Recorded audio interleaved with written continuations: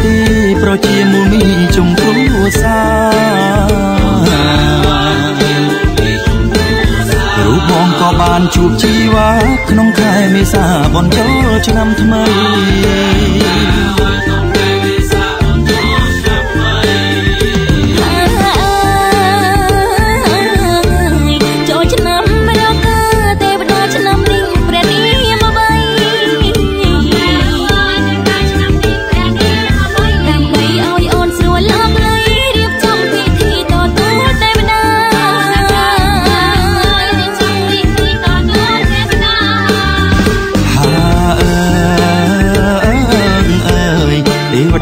ឆ្នាំថ្មីសូមឆ្លើយប្រាប់ស្រីព្រះនាមកេមរី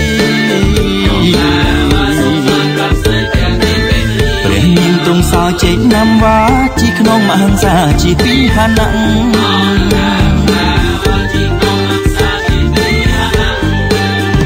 ហាអើយទ្រង់កាន់ព្រះខ័នហើយពិនលេងពិនយ៉ាងប្រចាំ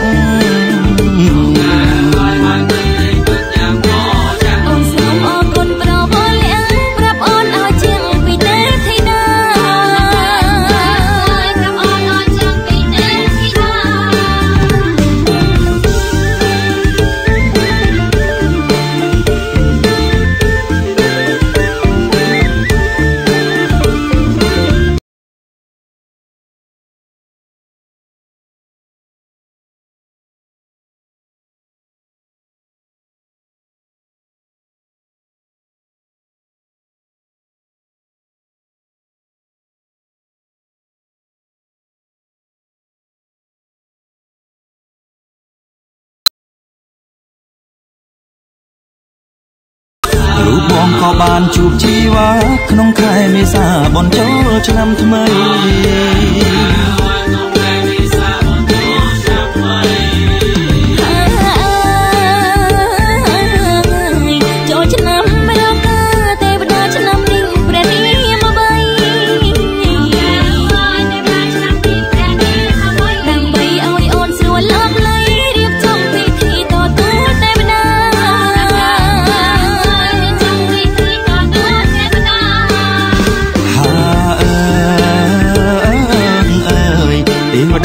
ឆ្នាំថ្មីសូមឆ្លើយប្រាប់ស្រីព្រះនាមកេមរី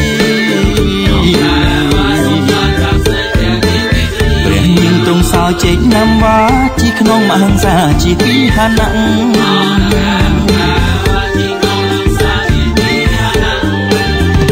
ហាអើយទ្រង់កាន់ព្រះខ័នហើយពិន